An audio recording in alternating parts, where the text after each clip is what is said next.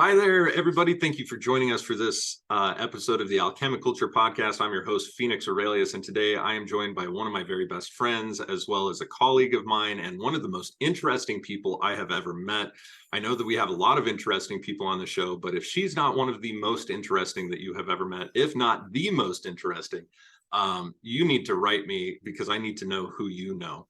At any rate, I would like to welcome to this show the fantastic Aubrey Bamdad. Aubrey, how are you doing today? I'm absolutely honored to be here, and what an outstandingly um, glorious introduction, Phoenix. I don't even know what to say. I'm absolutely beyond words, but thank you so much. I'm so happy to sit here and talk to you. You know, I would consider you amongst my best friends as well, and it's just been way too long since we've gotten together. So I'm really excited about what we're gonna jam on here today. I know, me too. Well, and there's Yeah, so much. I mean, so much. we have so much overlap in our interests, but you are also doing so many things that, like, I think we could have you back for 20 episodes and we would still be covering new information. So before we I'd get love into that. anything, yeah, me too. Before we get into anything, though, let me just go ahead and fill the listeners in on how we met. Aubrey, 2014, contacted me and said, "Hey, Phoenix, I'm looking for somebody to come down to the Amazon and teach me how to do alchemy." At the time, you were running Corriente Amazonian Herbals, and you said, "Go ahead and come down and teach me how to do this." And we ended up working things out. We were there for 40 days. There was some very awesome high points. You were like 8 months pregnant at the time, and and I got to work with you and your husband Dionisio in such close proximity, and got to see you at some of your highest highs and lowest lows during that time. And I think that, I mean, we just bonded indelibly during that time. It was such a beautiful, beautiful experience. So I enjoyed doing that. But I mean, hell, at that time, you also had so much going on. I remember that in your emails, you had written me and said, like, "Hey, basically, I'm an Ayurvedic practitioner, and a huge part of my goal with Corriente Herbals is to be able to work with all of this Amazonian biodiversity and classify it under Ayurvedic uh, kind of terms, like what does it do? Does it balance this dosha, that dosha, et cetera, et cetera." And ever since then, I mean, you have turned Yakumaman Sanctuary of Integral Shamanism into also like I can't call it like a wilderness rehabilitation project, but you're actually keeping animals on the site. Since that time, you have also obviously had Nahal and started doing the Sacred Motherhood Blueprint. You have also started the Mystery Field School and the Alchemic Mysteries. I mean, the amount of things that you do and have done are just crazy. Have I missed anything that you're currently doing that we should talk about? And if so, please fill us in. Thank you so much, Phoenix. I so appreciate that you, I mean, honestly, the fact that you appreciate my work is so, it just turns me on so much because I just love what you do. And I mean, there's few people, unfortunately, there's not a lot of people out there that are really oriented towards curating and creating a body of work, a corpus that is original. And you are one of those people, and you have been so dedicated and so focused on your work to bring alchemy into the Western modernist interpreted mindset.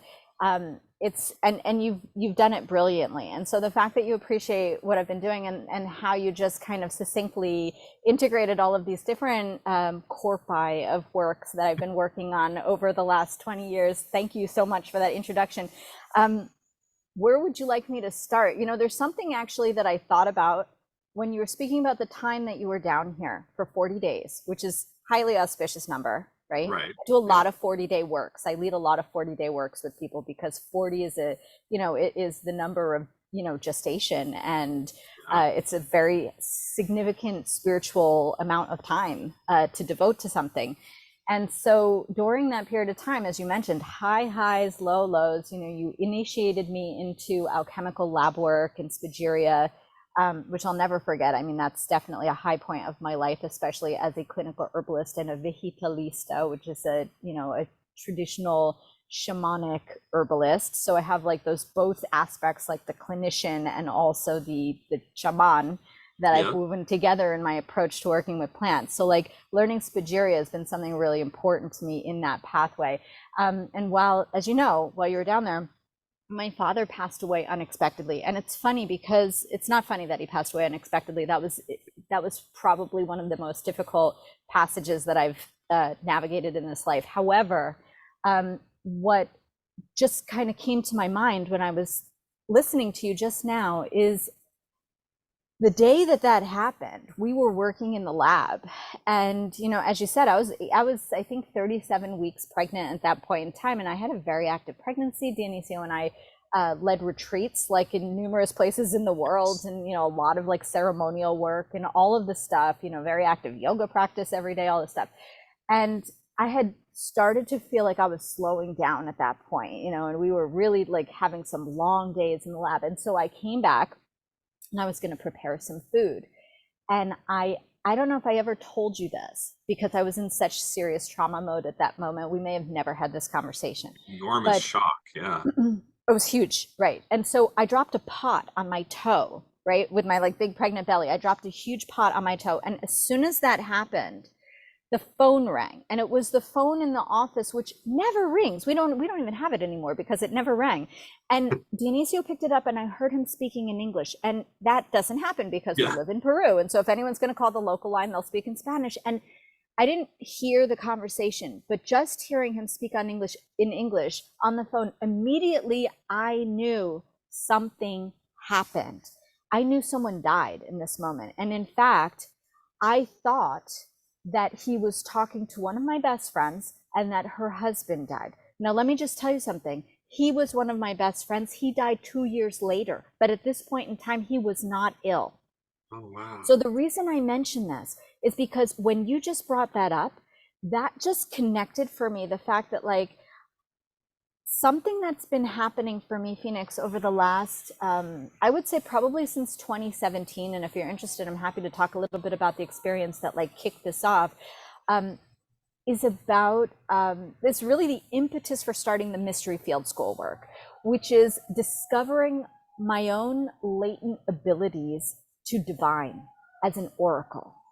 And this is something that has been so fascinating to me. And like you, one of the points that we absolutely are brethren on in this lifetime and beyond is that when something fascinates us, we go deep into that and the exploration of that. Isn't that beautiful? I mean, I'm so grateful for that, you know, like voracious consuming of whatever that subject matter is. You know, it's like beyond being an investigator, it's just it's another level of it. It's borderline unhealthy obsession. It can be, but there's other obsessions that are worse for the mind and body than completely sitting and like voraciously consuming volumes of stuff, you know. Yes. And so it was like when you just mentioned like these high highs, low lows, and your experience in these 40 days. And when I think about it, that was like one of the first times in my adult life, because as a child, there were a lot of experiences like this that I really kind of shoved down because I didn't understand them or have any context or anyone to help me to understand these things. But it was one of those experiences where I started to tap into like my clairsentient and claircognizant abilities, where they were coming to the surface, and telekinetic abilities too. This is also something that I've noticed. I don't know, I'd love to hear from you if you have any experience with telekinesis, but like I've noticed, especially when I'm around like the death portal, and I'll call it a portal because my experience being around a being that is transitioning from this plane is it becomes a kind of vortex portal. And for me personally, the only thing that I can possibly compare it to, this is going to sound totally far out there, and I love that you're giving me the opportunity to talk about these things because I don't platform. Thank you. I love it. I'm going to run with it. So it reminds me of the movie Lord of the Rings, when someone puts the ring on.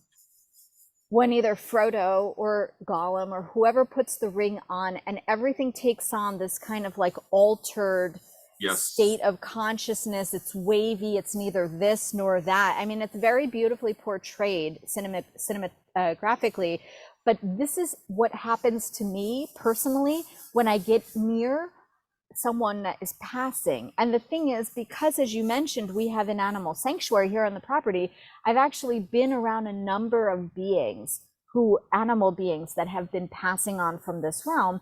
And what I've noticed is that it activates when I'm in this space where I'm holding space and dueling for a being that is passing and literally telepathically communicating with this being as they're making the transition, literally communicating with them and helping to establish and guide them through this journey. It activates something telekinetically. And this is like, just a few months ago, we had our very old, very dear house cat pass away, like 16 years. You know, she's like my first animal in the Amazon of hundreds of animals of countless species that I have had the absolute pleasure of stewarding during my time here, right? She's the first one. So she just passed, and she was very old, and it was her time, and it was beautiful.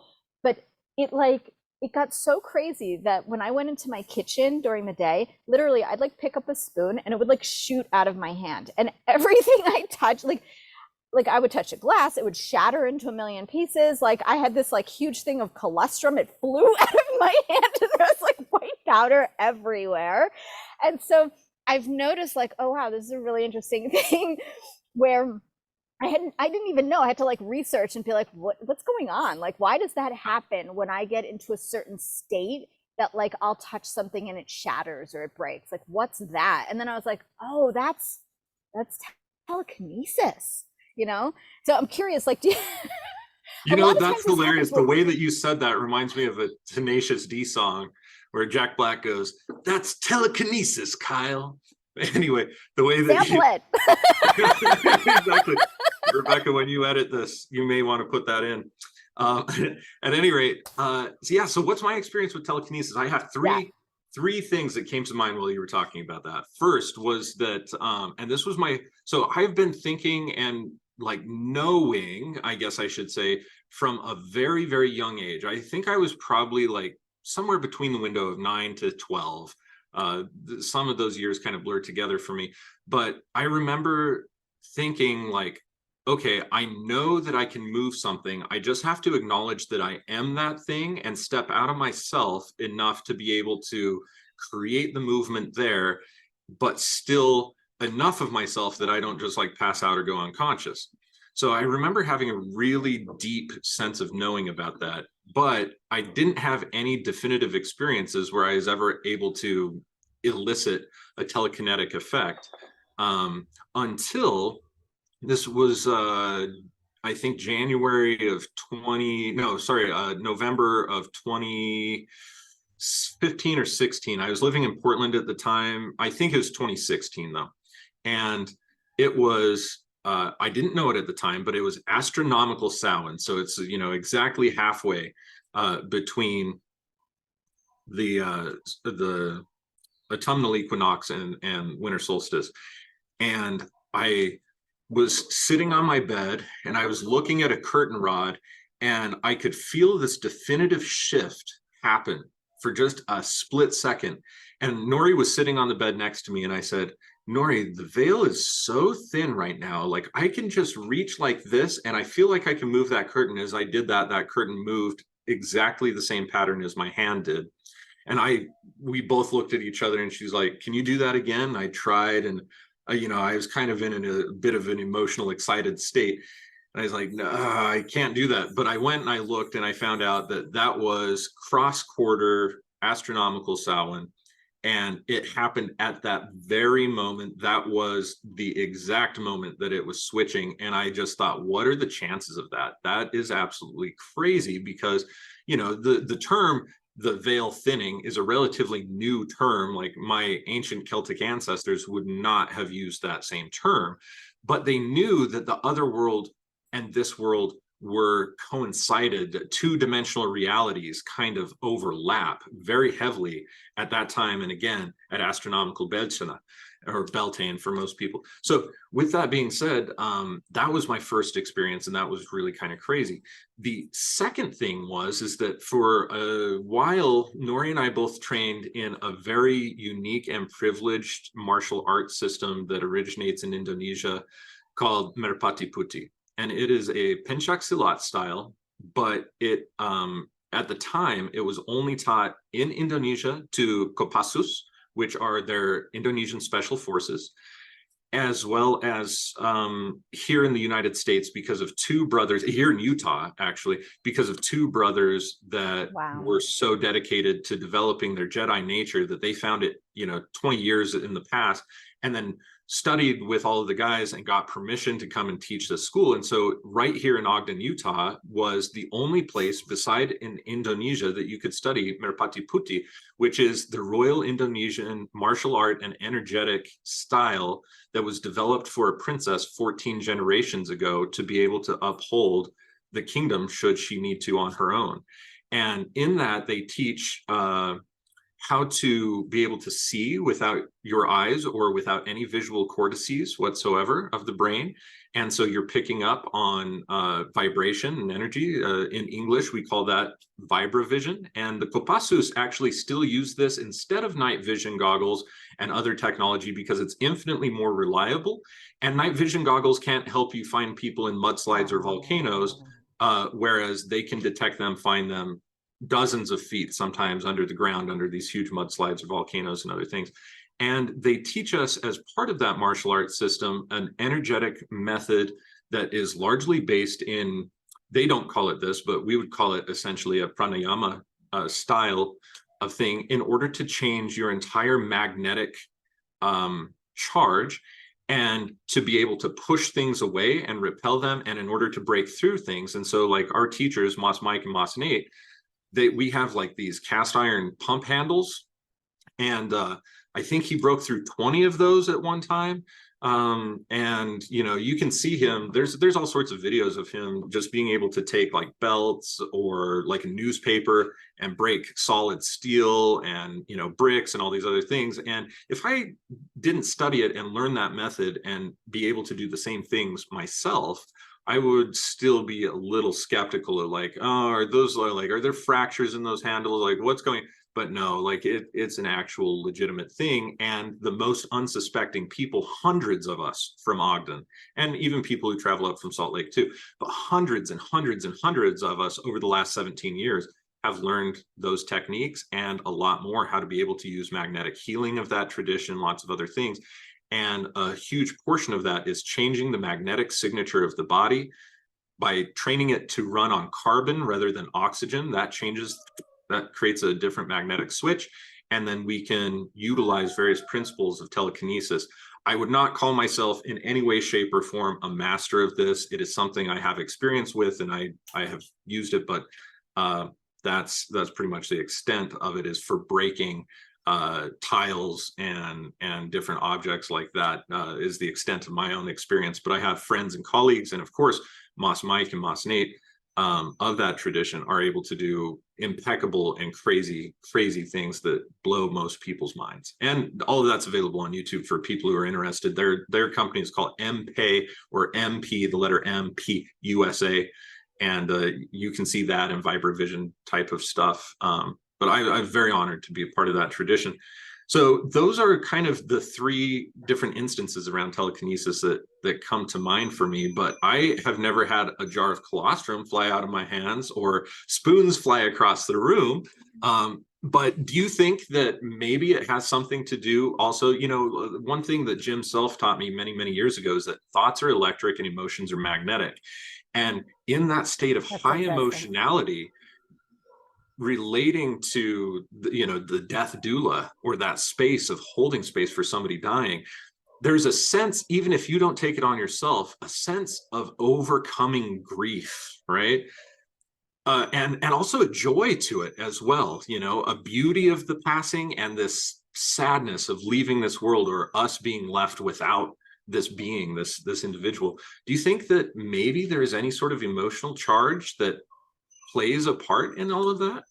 Oh goodness, Phoenix. I mean, there's so much to unpack with what you're saying. First of all, like I can't even believe that you have the opportunity to study these kind of things in Ogden. I mean, that's just incredibly fortunate. Like, what good fortune. Yeah. There's a couple of things that have come to mind listening to you, but to address your question, it's hard to say because, you know, nothing exists in a vacuum, right? And so everything is interconnected. So it's really hard to quantify when you're dealing with these quantum kind of fields. It's hard to quantify in a material way, you know, and compartmentalize like what's coming from what. And as you and I both know, because another point that I feel like we absolutely are so aligned on is utilizing our philosophic nature to contemplate the root cause of disease, of imbalance, of where does that arise from in an individual. You know, I know that it's something that is extremely like a North Star guiding point in your life, because it is for me also as a clinician. It's where I operate from, because if you're not operating from that point, then what are you doing exactly? Like, maybe you're trying to, you know, alleviate symptoms, but, you know, You're otherwise practicing allopathy naturally. exactly, you know? Right.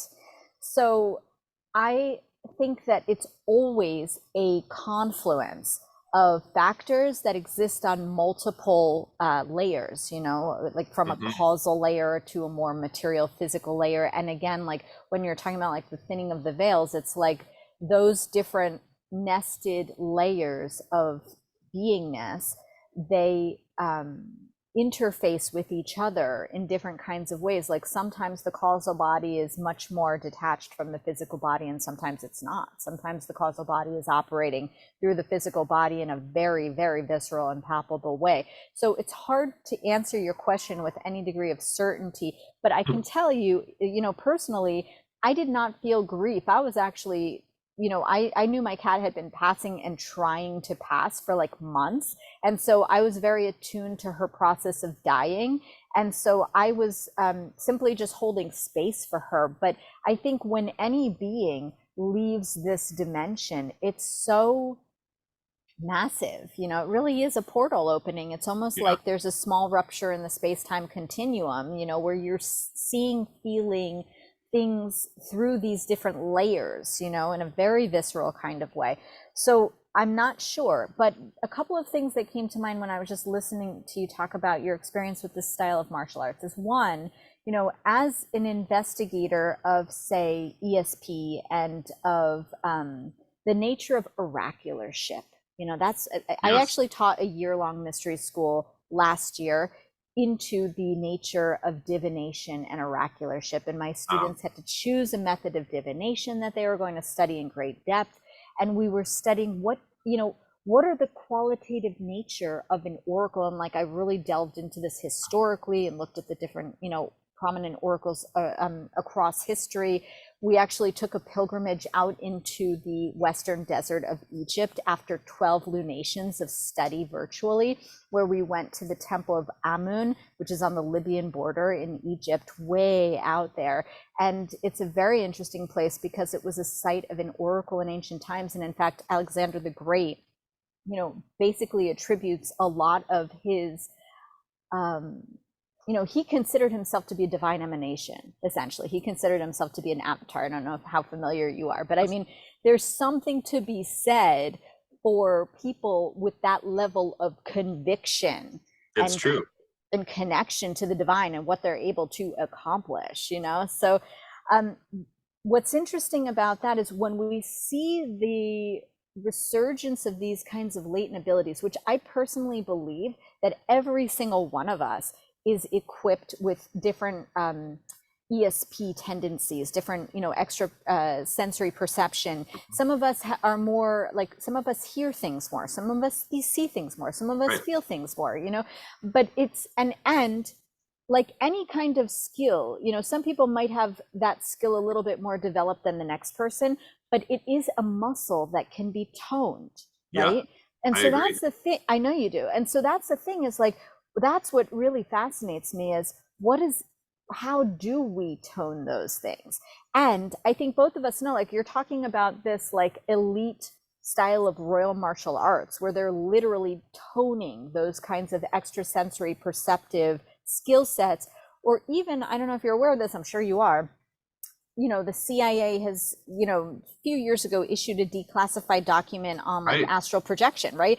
And so it's just like there's a lot of the population that is still kind of like wondering if this exists, you know, if this I is know, yeah. real. It's speculative. It's like, nah, it There's does. a lot there's I a lot assure of you. there's a lot of very interesting you know, case study information out there, and even about like past lives and people that incarnate and like have a very full-on memory about their Yeah, past life. I mean, there's a lot of documented case studies on all this stuff for people that are interested in following through yes. and learning more.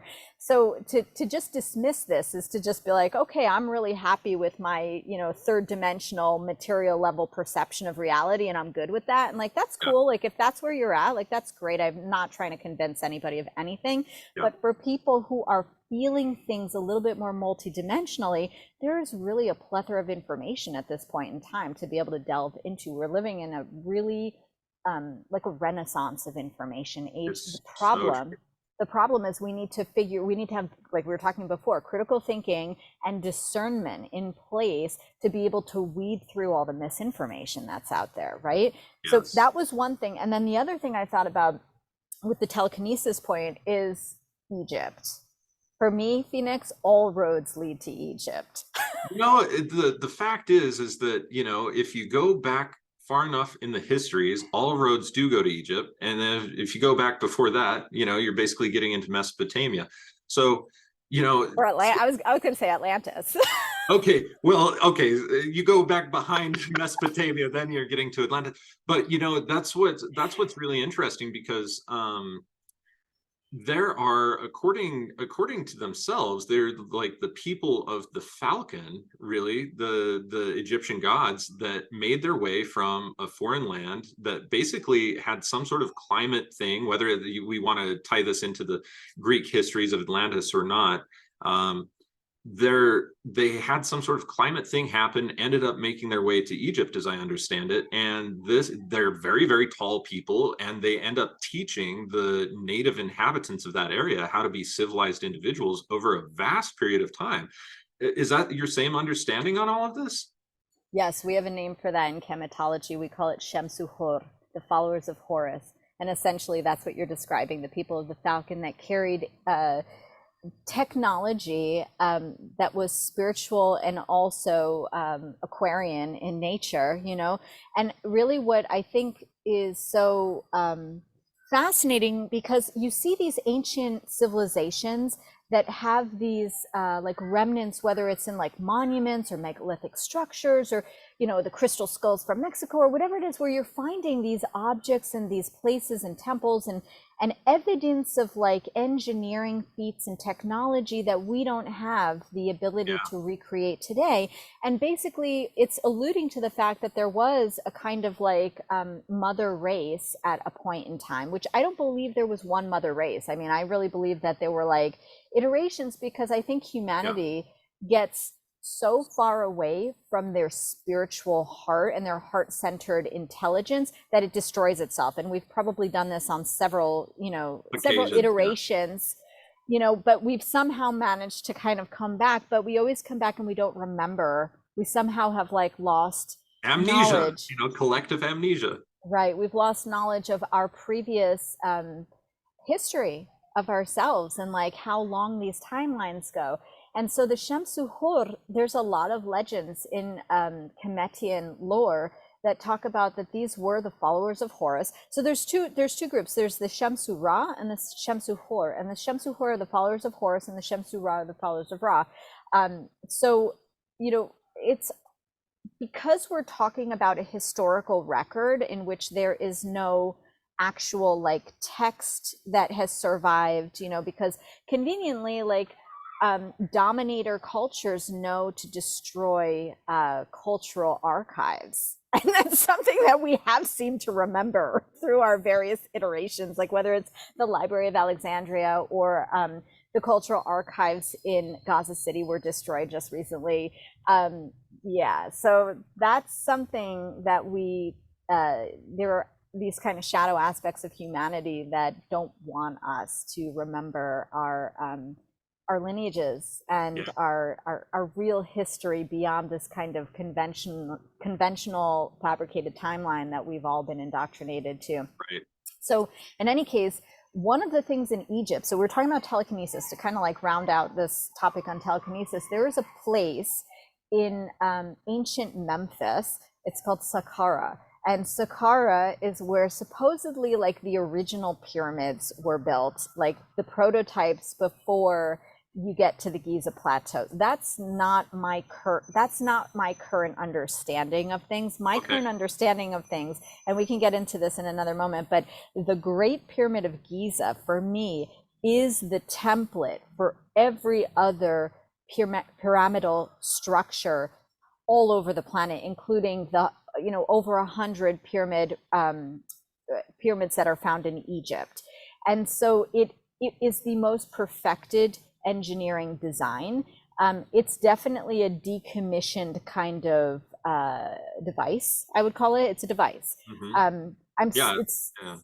It's something that I'm still in the process of trying to understand what it is and what it does, because it's multifunctional. But in any case, that was the original, and that the pyramids in Saqqara were built later, and a lot of what was built later did not arrive to the technological level that the original arrived to, which is why the timeline is all funky in Egypt, because we have a very we're indoctrinated with a very progressionist view of history, which means that over time things get better, right? And so we're at the zenith of our spiritual, technological, cultural, innovative kind of development, when we know that that's not the way things go, that if there is a kind of ebb and flow, and that we have lost access to technologies that were perhaps way more advanced. So again, Shemsu Hor for me, whether they came from Atlantis, whether the Atlanteans were descendants of Lemurians, whether the Lemurians were descendants of different star races, for me, they were people that had a much greater integration of heart and mind and operated from that place, which gave them access to technologies and engineering and all kinds of different architectural abilities and writing, because for me, hieroglyphs, it's a multidimensional language. It's a spiritual language that teaches on the level of the aperture of the consciousness of the initiate that is exposed to it. That's high tech stuff, right? It really is. Yes. And so they had this more integrated operational system in place as a collective. And for me, it's that lack of the integration of the mind and the heart, the intellect and the intuition that has been the downfall and demise of humanity time and time again throughout our true historical timeline. So this place in Saqqara, it is Phoenix, before you hang up your traveling cloak, please come with me one day here. Actually, I will. You That's must. something I need to do. And in fact, you've been trying to get me for a couple of years and saying, hey, Fee, this is really important. In the last year, it's become a lot more important to me, largely because our lab hand, who doesn't really work here anymore, occasionally he does, he's going to be moving soon, but he is an amateur Egyptologist, and he went at a very young age, I think he was 21 or something, and traveled through Egypt for an exceptionally long time. And he was showing me and telling me about a lot of things. And of course, being into cuneiform and Mesopotamian stuff, and then seeing and being enormously into the Celtic traditions of northern France and the England, Ireland, Scotland, Wales, and other different places as well that have megalithic structures. You don't see all of it as well recorded still, or that we know as much about it as we do with Egypt. And I feel like it is something, like you said, all roads lead to Egypt. It's something that I really need to get a grasp on and really understand before I can put together a lot of the other pieces of the puzzle. I just get this innate sense that if I can understand the astronomical and astrological components of what was happening in Egypt in particular, I can help piece together how to be able to utilize that information in the modern age for us to be able to reground in and to create the proper spiritual link that is supposed to happen between the heaven and earth. And that's a huge goal of mine. And I think that you just have a big piece of the puzzle that I need to learn. So You just, thank you. You just reminded me of something. So just to kind of finish this point about Saqqara and these underground galleries, because I do want to speak to what, and believe me, my knowledge of ancient Egyptian astronomy and astrology is extremely limited and extremely basic. However, I do want to share something with you that I have observed. But so this underground gallery, it's got like these, the only way I can kind of describe it is it's like car parts. There's no hieroglyphs, there's no bas-reliefs. It's just cut into bedrock, into pure limestone under the ground. And these carports have like these megalithic boxes in them. They're called sarcophagi, but I'm very reticent to use the word sarcophagus because sarcophagus implies that that was a funerary box that was used to house a dead person, and these were not that. They were other kinds of maybe like incubators, piezoelectric incubators for something, perhaps, you know. So they're made out of rose granite, which first of all doesn't come, and it's like 700 miles away, the quarry for rose granite, okay? And so it's a very particular kind of stone that is used to create these boxes that have what are, it looks like laser cuts. They're enormous. They have to weigh like almost 1,000 tons each one. They're hermetically sealed, and they're like, the thing is, how did they get them in there, right? And so that is something of great fascination to me because, and a lot of what I've seen with the megalithic architecture, not all of it, because when you get into Ptolemaic, like dynastic architectural designs, which are gorgeous, you know, the Temple of Horus at Edfu is gorgeous, the Temple of Dundada is gorgeous, but these are much later iterations of original temple designs, and they don't have the same kind of architectural anomalies, right? Like where you get these huge blocks that are like perfectly cut and perfectly like perfectly placed together without any kind of like mortar, you know, or cement or anything like that, where there's, you can't even fit like a piece of paper or a card through them. They're just absolutely perfect. And this is what presumably 10,000 plus years later that absolutely, we can do that? Absolutely. And so the point is that I've thought a lot about this, and there's other researchers that have taken this to much greater degree of exploration, which is about the use of sound technology and being able to alter the atomic structure of something in terms of density, volume, weight. Because for me, that's really the only thing that actually adds up to anything worth exploring, is if you're willing to consider possibilities outside the box of conventionality and challenge our perceptions. Like, for example, like if we as humans had access to technology that, you know, using sound, which, for example, I know, you know, Tibetan lamas have been able to do certain things like vibrate certain sounds and levitate, you know, huge stones and like kind of send them through space. So, I mean, this is not shot out of my bum. This is something that, you know, we just have to, we have to look a little bit deeper. And so if we were able to alter the structure, the atomic structure of something, you know, so, and again, you know, piezoelectricity is a very interesting field of study because I think it's a piece of a bigger puzzle. And if we, it's kind of like the crop circle phenomenon. Like if you want to understand these things, we need to bring together like a plethora of researchers that have expertise in so many different fields, because there's no one way that we're going to figure out and break this code. It's like we have to look at all of these different fields and see how they fit together, because I think ancient people had a much more multi-dimensional kind of not just worldview, but understanding of the nature of reality itself.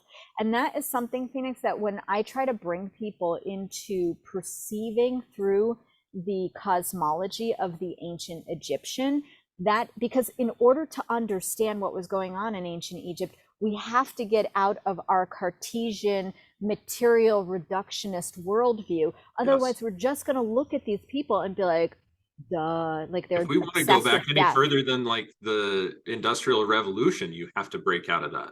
Correct. And so to be able to like, and psychedelics can really help with that. I have to admit, like Thank you for letting me say that. they kind of open the gateway a lot of times. I mean, not that you have to do it through that way. It's like Maharishi Mahesh Yogi, right? Beatles give him acid and he says, "Oh, very great. Have you tried meditation?" You know, it's like Totally. it's that very basic concept is like, oh my God, there are millions of different ways of doing it. But the psychedelics for a lot of individuals have served, including myself, have served that role to be able to open me up to information and ways of looking at things and cosmologies that otherwise I was very, very much so not even open to considering because it sounded too outlandish. But it opens, it literally changes neurology and opens up a greater use of the Pathways. brain. So, Agreed. Agreed. yeah. Completely.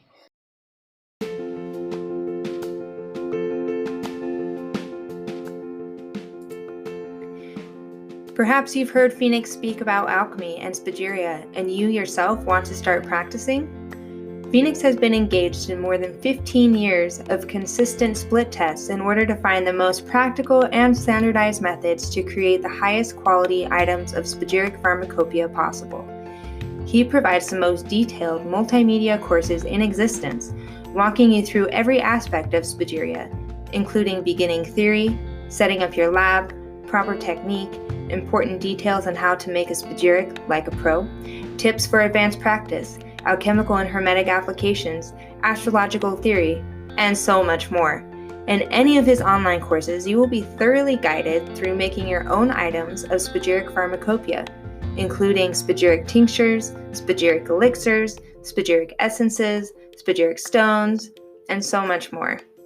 You will be able to set up your own laboratory in your home or business and craft up your very own alchemical apothecary in no time flat.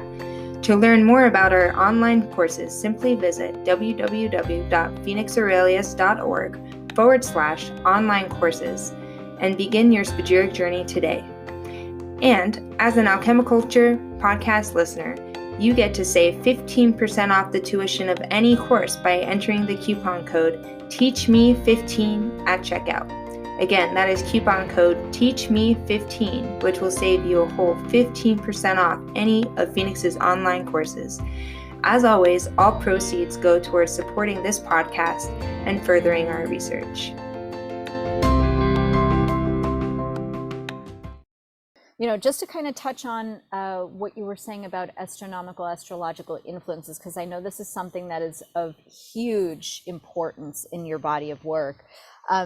So a lot of times what you see is alignment, and you don't just see this in Egypt, but you know, Egypt is really where I like to hang out and study these things. You see alignment of temples and complexes and specific chambers within temples aligned directionally, right? Yes. You see this a lot. So for example, like the Great Pyramid I was referring to, which is in my opinion like the template for all the pyramidal structures on the planet, it has a chamber called the King's Chamber, which is accessible to the public, and it's got these two what are called air shafts in them. And the thing about this is when you and it comes in at like a crazy angle through into the King's Chamber, right? I was just going to say that. So like when you consider and take into account the engineering that when they were building this pyramidal structure and how these two shafts are coming in like this, like how they needed to and they're at very specific degrees of angulature that are very significant. Sometimes they're at like the same degree of angulature of the like tilt of the earth or something like that, right? And so, you know, just to be able to like purely create that, and the fact that it has nothing to do with bringing in air and everything to do with bringing in light, and specifically the light that's emitted from specific planets and stars at specific times. So what I have understood through my penetration of the the curriculums of the ancient Egyptian mystery schools is that the Egyptians saw everything as like bodies within bodies, like nested Russian doll effect, right? And we know this too from looking at the Vedas and looking at like Tibetan spiritual architecture or anatomy, is that, you know, you have these different layers that go from the most subtle to the most dense. And so they looked at not just the physical body like that, but everything in nature like that, including the planets, and that the planets and the stars emitted very specific kinds of informational frequencies, and they were fascinated with how those frequencies would affect the consciousness of an individual that was prepared in very specific ways through initiatic experience or certain kinds of techniques and practices that were only available to like certain members of like the priestesshoods or the priesthoods. And so and so being able to take in that information through light, through the ocular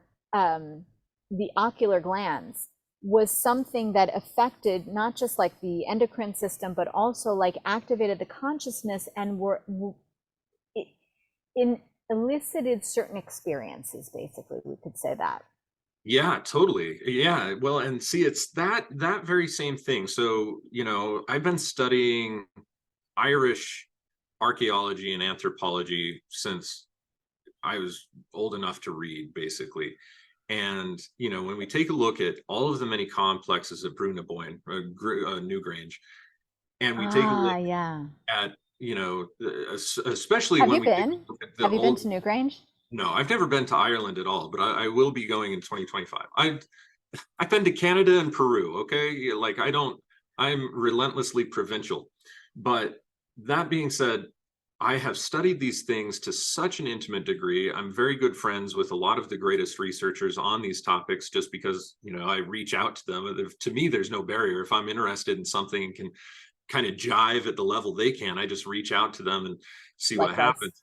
And so one of the things that we share in common. So I have become very good friends and have an enormous corpus of study put behind all of this. And I have noticed that there are similarities between every megalithic and or monolithic structure in its alignment to something, and that these somethings are not just random, but are actually completely put there in order to ground, as far as I can tell, cosmic forces into the planet for the health and well-being and stability of the planet, as well as the development.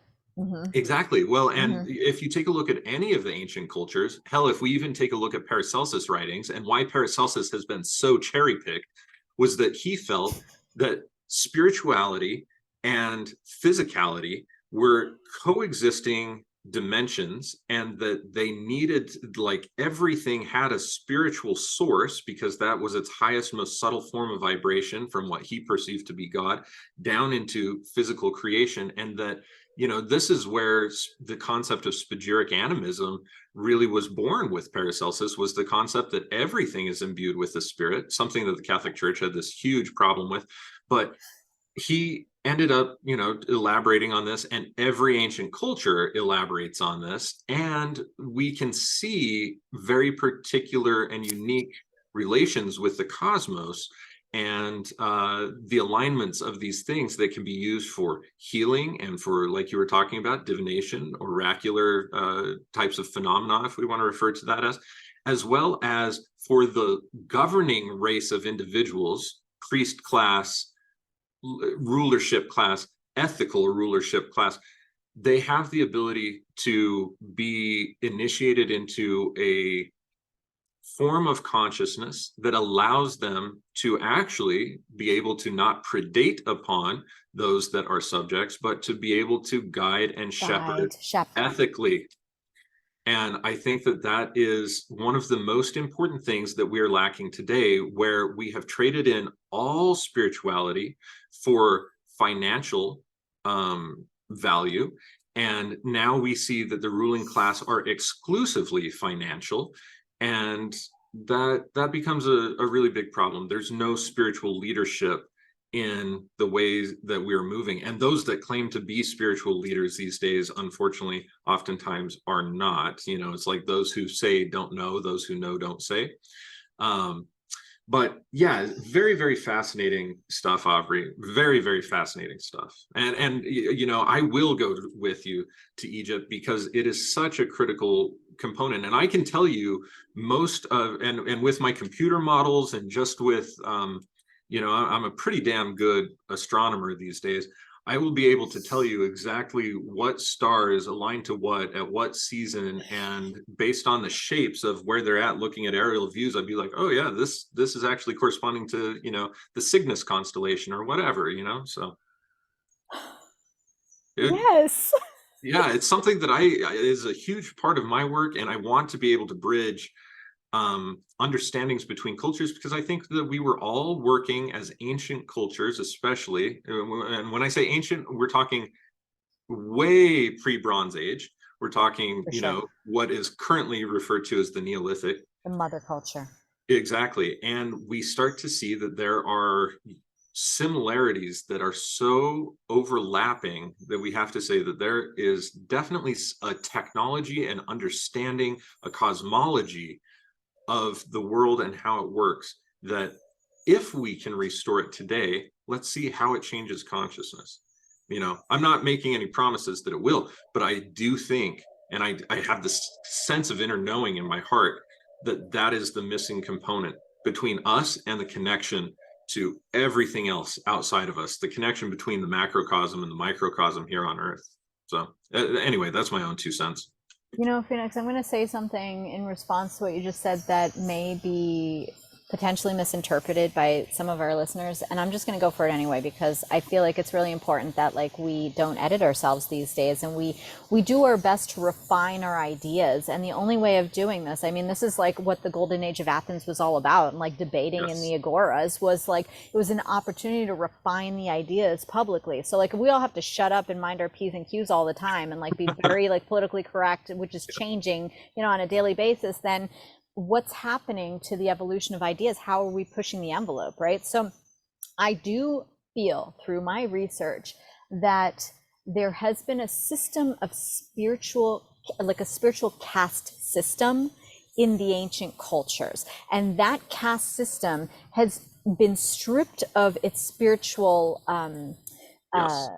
origins and been basically now it has to do with, you know, wealth and finances and economic power, you know, and there still is very, you know, if we're in denial about the fact that there's a caste system on this planet, then we really have our heads in the sand. But the point is like, why was there a spiritual caste system? There was a spiritual caste system because there were certain part of the population that were primed to be kind of like receptors of cosmic information that could then be translated and utilized for the, hopefully, the upliftment of the rest of the population. And so there is a Greek word that I love very dearly and have a very deep resonance to, and maybe we can talk about it when we're on site in Egypt.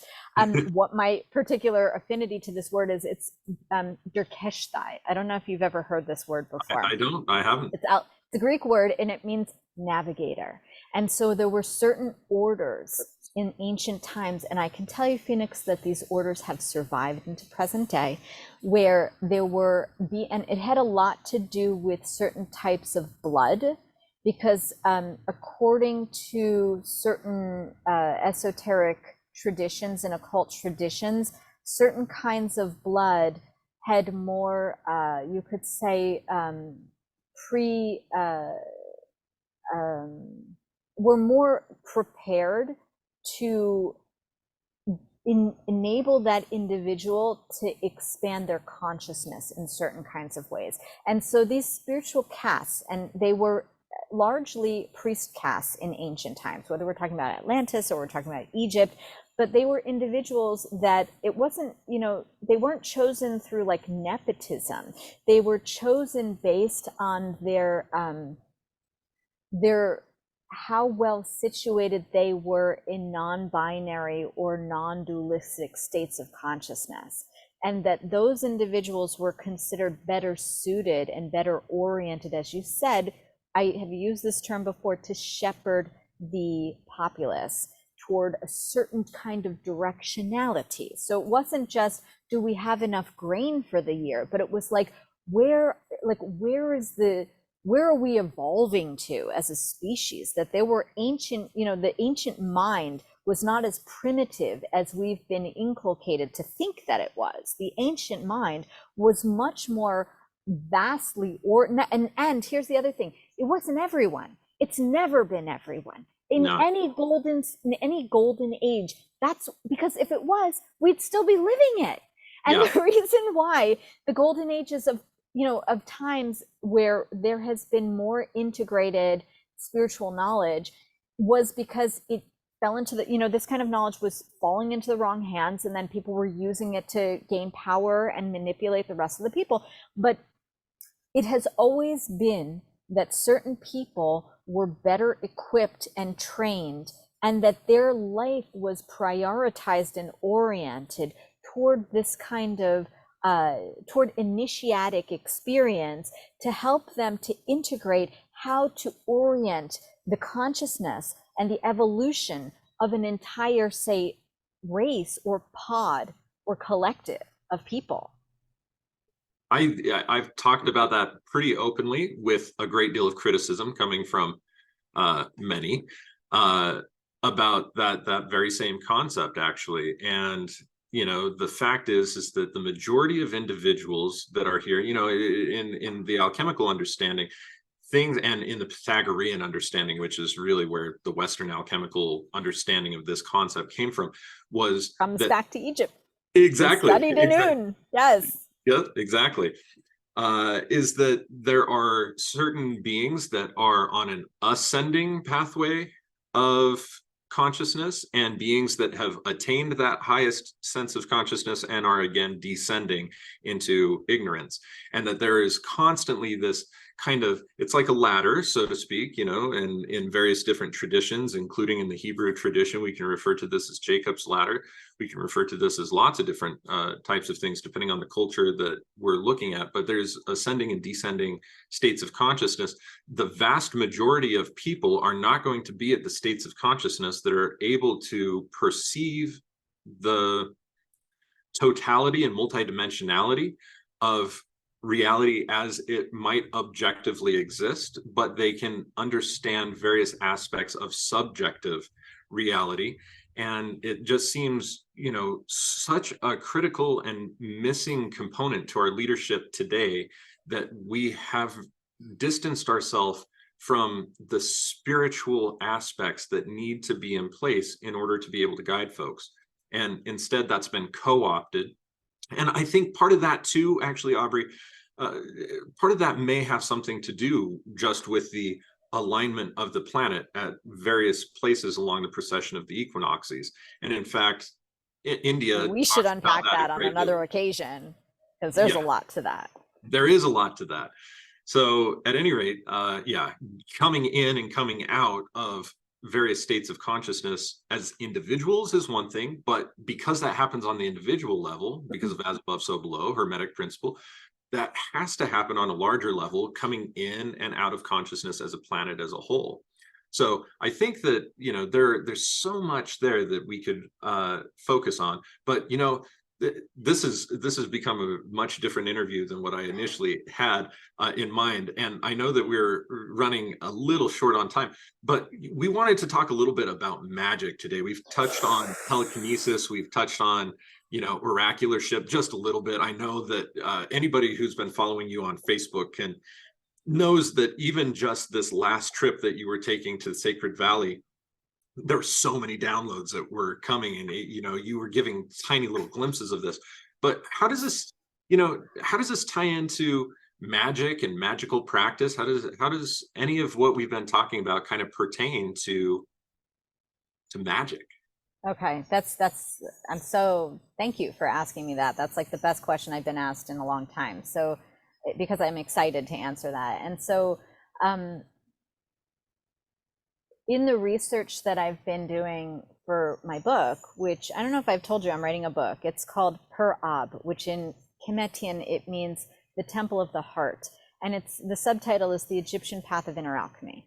And so in my research for this book, Phoenix, I've done a lot of study about magic, and I've delved into the conventional Egyptologists that have written books on magic, because there are a number of books that are out there. And what I have learned, when I've looked at, all the different, like the thousands and thousands of like talismans that have been found in amulets, and like how they would write, spell work on papyri, and then they would dissolve them, and then they would drink those things, and or there would be like sippies in front of temples, and then they'd like pour certain kinds of liquids over those sippies, and then they'd like bathe in them or drink them for like specific purposes. Being that I have this privilege to live in the Amazon, where magic is still alive and well and being practiced on a regular basis here by the indigenous populations of this area, what I've realized is that when I've looked at the study of magic in ancient Egypt, I realize it's alive and well here in Amazonia. And what I've also realized is that this is the original mother religion. Magic is the mother religion on the planet. We've always practiced magic. All cultures practice magic, and all cultures continue to practice magic today, although we are in big denial about all of this. And again, it's like with these kind of extrasensory skills and gifts, where we've been taught to doubt their existence. So it's like, that's a personal choice. Like, either you're going to own your gifts, or you're going to just live in denial that this might be true or not be true, and also kind of live in a kind of state of cognitive dissonance of your own personal experience around these things, which a lot of people do. Yes. Most people have like lucid dreams and prophetic dreams and intuitions and things. Most people have had experiences like this, but they discount them because of all the conditioning that they have.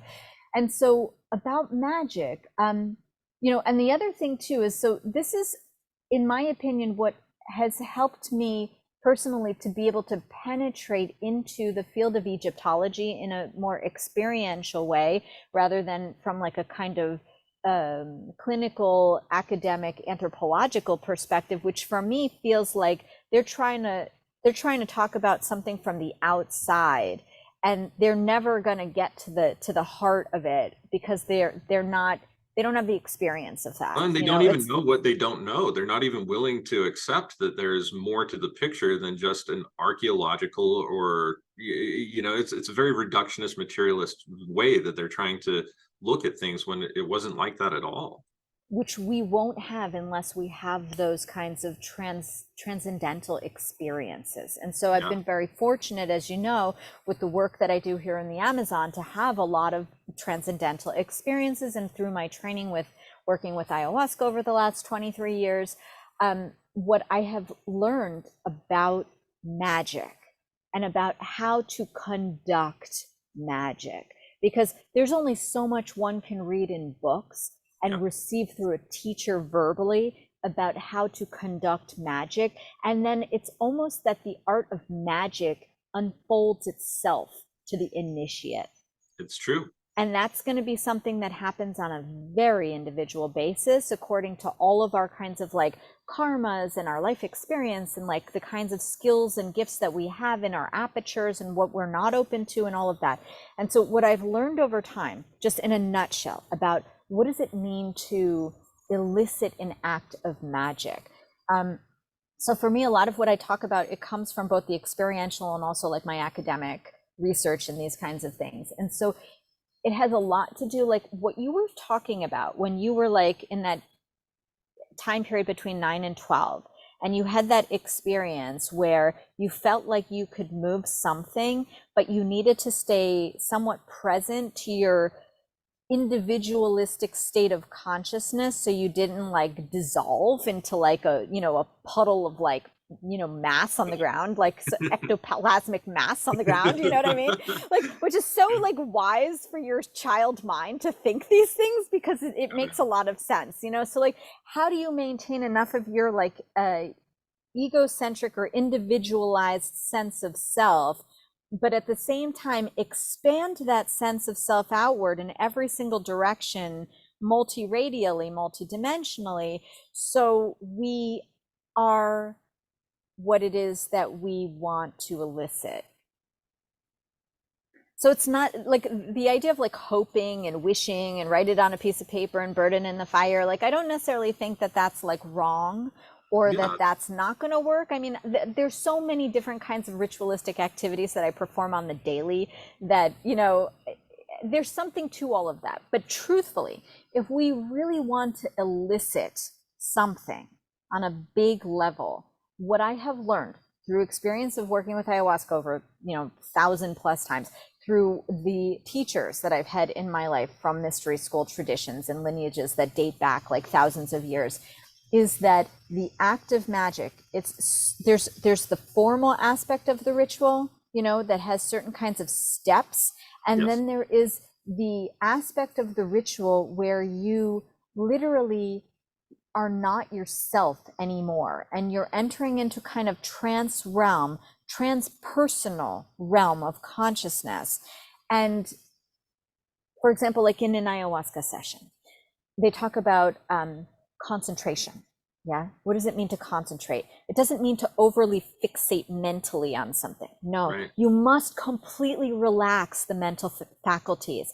You must train yourself to completely disengage from the mental faculties, which are so obsessive, compulsive, and grasping. And that needs to be completely relaxed. And there is another kind of intelligence that arises from the substratum of our consciousness that is energetic and quantum. And it's that kind of intelligence that if we can become in contact with that and become more and more familiar with that and learn experientially how to work and direct that things can start to happen for us and we can see really amazing effect in our life. And then there is another aspect of magic which I think is very important, and this is something I've gotten through my study of the work of Eliphas Levi. Have you ever come across him? Of course, absolutely. Of course you have. Okay.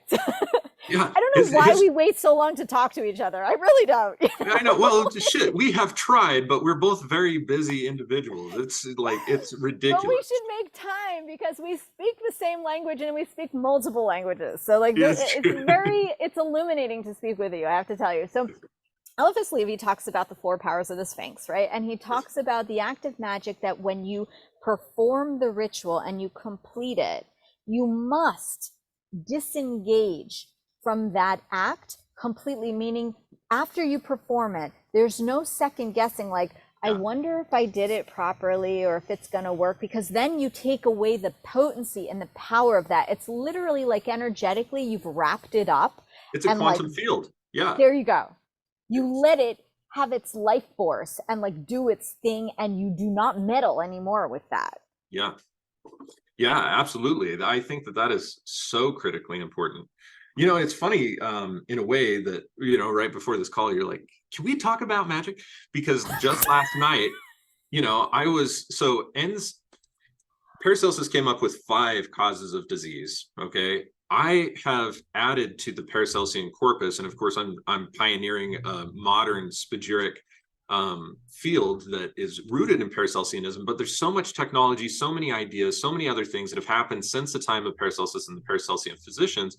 We need a more modernized version, and not everybody is behind that. Of course, a lot of people like to relinquish history to history, but I am bringing it into the modern day and utilizing intrinsic data field technology. I have learned that there is definitely a cause of disease due to magic that I have come to call ens magicae, or the cause of, you know, the entity of magic, the cause of disease of magic. And so Noriana was talking to me about this, and she says, well, what is magic to you? And I said, well, magic is basically the employment of various forces, seen or unseen, in order to obtain a desired result. Now, there are individuals who will browbeat their will upon various aspects of subjective reality in order to manipulate that reality for their own benefit. And people who do this exclusively out of an egotistical gain that is based in a trauma or in a wound that they will not heal, we call that dark magic. And again, because they're performing magic unconsciously in the dark to obtain something that they feel will compensate for their whatever they lack already. Beautiful. A lot of people feel powerless. Thank you. Mm-hmm. A lot of people feel very powerless, And so they get attracted to the occult and learn like, oh, I can summon this entity that will allow me to do this thing. And it gives the illusion of power, but like a drug, you have to keep coming back to it. And eventually, like a drug, you lose yourself to it. Right. Then there are also individuals that will utilize, basic principles of sympathetic magical principle. And that's where like write your name or write your intention on the thing, give it to the fire, drown it in the water, bury it in the sand, whatever, different types of folk traditions and other things like this. They're very sympathetic, candle magic. But again, what do you mean by sympathetic? I'm sorry to interrupt you. Can you define that? Yeah, sympathetic, meaning that the thing that you're doing contains a sympathetic vibration, like a tuning fork, to the thing that it is that you're looking to obtain, or the desired result. And so you know that through this ritual that can be performed, you are putting yourself in the flow of energy of whatever this desired result is. And it's just like a tuning fork that just, you ring here, this rings, there you go. Again, I would consider that for most people a gray magical practice. Some people may not necessarily be doing it out of a place of compensating for the lack of whatever quality it is that they want to have, or lack of virtue development, but they're doing it just to be able to enact and to get the thing. And it still has this kind of somewhat egotistical basis to it of, I need this thing. Like, for instance, love spells, okay? You want to find a lover, you go and grab a love candle spell, you burn the thing, anoint it in your oils, light the candle, and then you're able to attract a lover. 9 times out of 10, because you didn't actually, I'll explain this in a second. Somebody who wanted to do that, who was using what I would and what Paracelsus would have referred to as magia naturalis, means natural magic, is that you are understanding the energies that are already present and simply putting yourself in the flow of that. Aligning with that. But it oftentimes takes the development of that virtue first, because virtues are what nature is constantly trying to show us. It is constantly showing us virtues, not vices. Black magic, vices. Gray magic, oftentimes vices. Natural magic oftentimes is this development of virtue. And what I mean by that is that, I love this. If I wanted to, knowing what I know about magic and how I've practiced over the last 28 years or whatever, is this, that if I wanted to attract a lover, what I would do is I would develop I would involutionary go in to my darkest aspects and say, what is it about me that I don't feel is lovable in the first place? And then I would find those things, and then I would perform transpersonal alchemy on those things so that I could transform that darkness or that lack into the state that I want. And by doing that, it's just like the birth of a star, the involutionary dark matter that explodes into light and then gravitationally attracts things towards it. There will be people lining up, if you make yourself more lovable, to love you. You won't have to find love. Love will encounter you everywhere that you go, but it takes that involutionary development of that virtue of loveliness, of lovability. And that is what I would call magia naturalis, the employment of natural cycles, putting yourself into the flow of things that already exist. And you can tell the difference between states of egotistical or browbeating magic, dark magic, and what I would call magia naturalis by an energetic signature. In the Rosicrucian teachings, the very first lesson, especially in Builders of the Adytum, which is a Rosicrucian inspired thing by Paul Foster Case, in that mystery school tradition, they always teach the very first lesson that there is an abundance of happiness, of health, of wealth for everybody. There's no limitation. Everybody could be charged to the brim with this, and there's still going to be an abundance of that energy. These are like virtue. There's never an end to how honorable you can be. There's never an end to how lovable you can be. There's never an end to how much love, no matter how much we love today, a deeper embrace can always be had tomorrow. True magic and this alignment, well, what I would refer to as true magic, magia naturalis, is being able to utilize our capacities as the human to align ourselves with these abundant principles that exist ad infinitum in the entire universe. And that's the difference. Whereas the other things, if you're already saying, I need more money, you're not operating in the concept that there's enough money or enough money for you. And people miss that fact of the self-transformational aspect that helps align them. And instead they try and say, absolutely, let me just use the law of attraction or whatever else. The law of attraction isn't wrong the way that it's taught, but it's not complete either in my experience. And so, yeah, anyway, Nori was asking me about that, and that was a summarization of my answer last night. Phoenix, that's really very well articulated, and I would absolutely agree with that. I think for me, the most powerful experiences I've ever had with magic have been where I became that which I sought to attain, because the seeking part ceased to be. Yeah, yes, precisely. Yeah. So that's, and it sounds so simple. It was easy to say that, but to actually do that, yes, when we're working on a quantum level, it really is that easy to do that. But the thing is, we really need to train every day to move beyond the limitations of the mind. Yep. Yeah, exactly. And to allow the spirit and the soul to soar unfettered. And that takes an integration of those two principles into the body, that takes a death of who you think you are and what you think you want. And, you know, it's like, there's so many aspects to it. And of course, you know, in a lot of my classes, I've kind of elaborated on that. I taught transpersonal alchemy for 14 years or something like that, because I felt that that was such a critical component. Now I'm finding that I should probably still be teaching that, that work, because it doesn't get old. It's a very perennial concept. But anyway, magic. Aubrey, we are running closely to the border of our time limit here. On my clock, I'm showing that we have like 3 or 4 minutes. What I would like to do is invite you back again, of course. We'll have another couple of guests. I would love to have you back. I have a list of questions sitting here. I didn't even ask one of them. So literally, this has been the most amazing and awesome conversation that I've had in a long time. It always is anytime I chat with you. But I want Likewise. you to let people know about where they can find you, how they can find out what you're up to, what the best ways of getting in touch with you are, if that's even a possibility these days, and what you know, what's next for you, on what's next on the horizon. Thank you, Phoenix. Honestly, it would be such a delight to come back and speak more. I would love that. This has been so enriching, and it's just been an absolute erudite conversation. So that would be my pleasure. Let me know when you're available. I'm there. Thank you for the invitation to share. So I didn't mention this. So I do have a new project that is in the works. And so I've been working on a holistic luxury travel startup for the last year.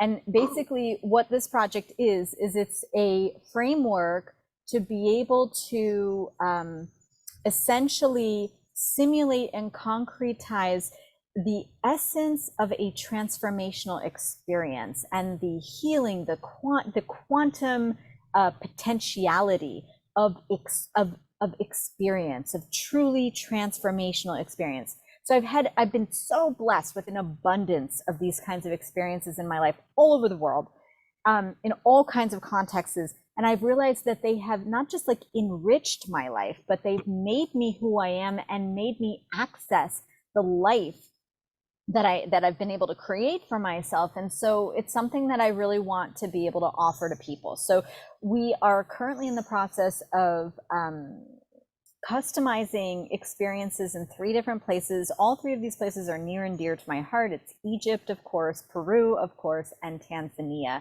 And the name of the project is called ArgosDestinations.com. So people can check us out over there. We're just getting ready to launch in 2024. And the other way that would be really interesting to connect with people would be through I'm planning to offer probably the last iteration of the Alchemic Mystery Field School, either in late April or early May 2024.